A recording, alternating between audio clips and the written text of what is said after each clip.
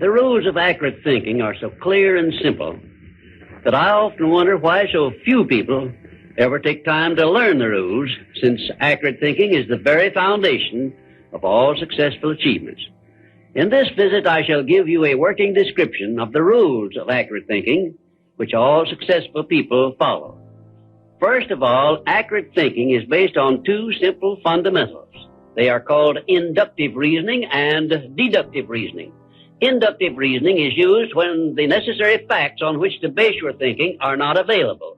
In this case, you act on hypotheses, or what you assume the facts to be. Deductive reasoning is used when you have the facts, or what appear to be the facts, on which to base your thinking.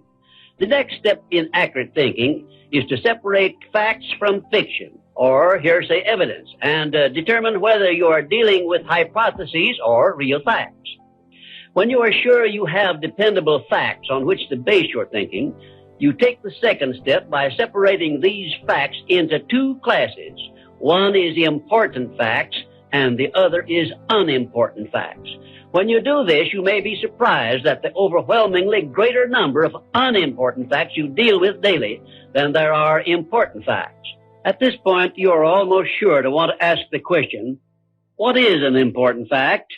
And how can I distinguish it from an unimportant fact? And I shall give you the answer to this very important question by saying that an important fact is any fact which will aid you to any extent whatsoever in attaining the object of your major purpose in life. And all other facts, as far as you are concerned, are unimportant, and you should waste no time with them. After this visit is over, you can employ the next hour to a great benefit to yourself if you will set down on paper a list of all the facts you dealt with yesterday, separating them into two classes, important and unimportant.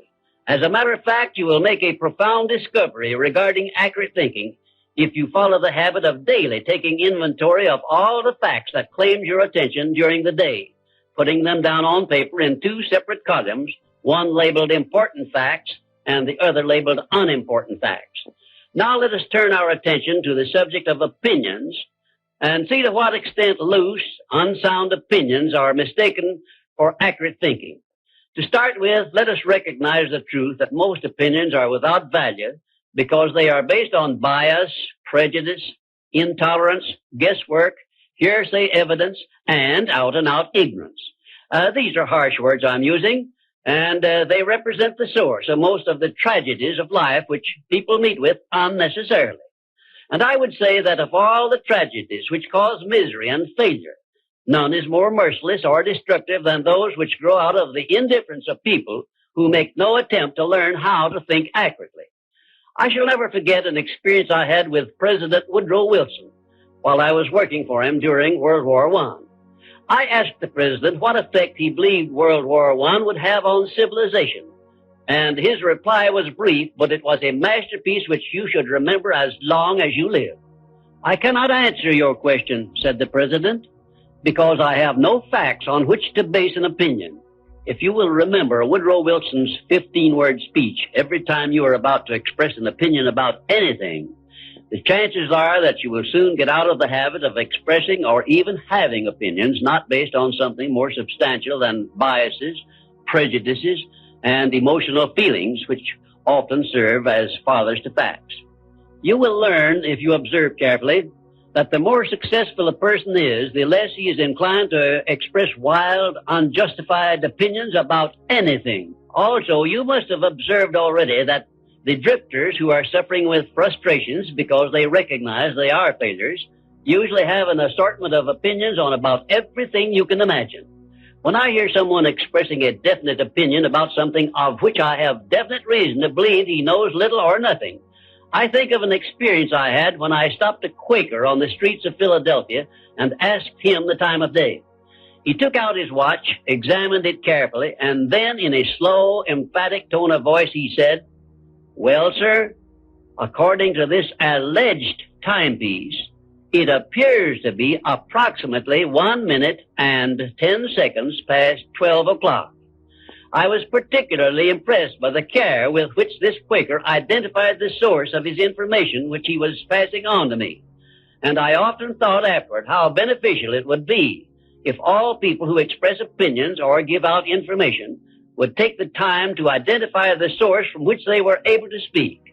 I cannot influence all people to engage in this sort of safe thinking, but I can suggest that you give it consideration in connection with this visit on the subject of accurate thinking. Now, I shall give you a simple rule which may help you avoid being misled by unsound opinions expressed by other people.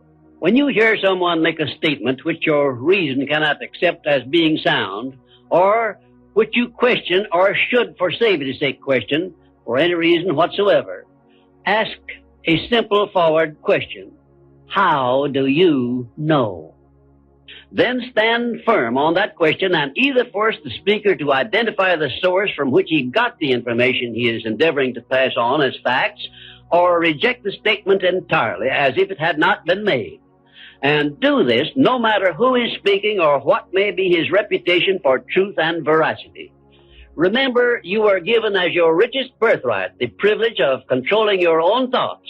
Therefore, treat this divine gift with the profound respect to which it is entitled, and do not allow anyone to do your thinking for you, or to influence your thinking in any manner whatsoever, except by the rules of accurate thinking I am passing on to you. Follow this procedure regardless of what people think or say about your method of thinking. If they wish to call you a cynic or a doubting Thomas, let that be their misfortune. But for your own good, go right on thinking by rules which will save you from many mistakes and tragedies throughout your lives. Now I will give you 7 rules to follow, which, if you memorize them and follow them as a daily habit, may bring you top rating as an accurate thinker. 1. Never accept the opinions of other people as being facts until you have learned the source of those opinions and satisfied yourself of their accuracy. 2. Remember that free advice, no matter from whom it is received, will bear the closest of examination before it is acted upon as safe. And generally speaking, this sort of advice is worth exactly what it costs. 3. Alert yourself immediately when you hear anyone speaking of others in a discourteous or slanderous spirit, because this very fact should put you on notice that what you are hearing is biased, to say the very least about it, and it may be out-and-out misstatement. 4, in asking others for information, do not disclose to them what you wish the information to be, because most people have the bad habit of trying to please under such circumstances. Well-measured, tactful questions can be of great benefit to you in thinking accurately. 5, remember that anything which exists anywhere throughout the universe is capable of proof, and where no such proof is available, it is safer to assume nothing exists. 6, one of the great unexplainable miracles consists in the fact that both truth and falsehood, no matter by what means they may be expressed, carry with them a silent, invisible means of identifying themselves as such. Therefore, remember this truth and begin developing the necessary intuitive faculty to enable you to sense what is false and what is true. 7, follow the habit of asking, how do you know, when anyone makes a statement you cannot identify as true. Follow this habit faithfully, and you will see many persons squirm and turn red in the face when you insist upon a direct reply. The most accurate thinkers are the scientists.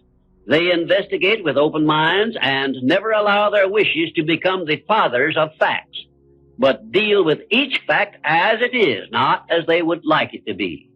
Now, one final word of warning I feel I should leave with you. Study yourself carefully, and you may discover that your own emotions are your greatest handicap in the business of accurate thinking.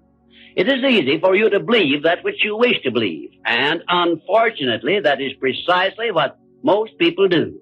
This is a method by which many people condemn themselves to eternal failure and defeat, and it is a method which opens wide that sealed envelope which contains the list of penalties they must pay for neglecting to take possession of their minds and use them for constructive ends beneficial to themselves. And now, until our next visit, may I say goodbye.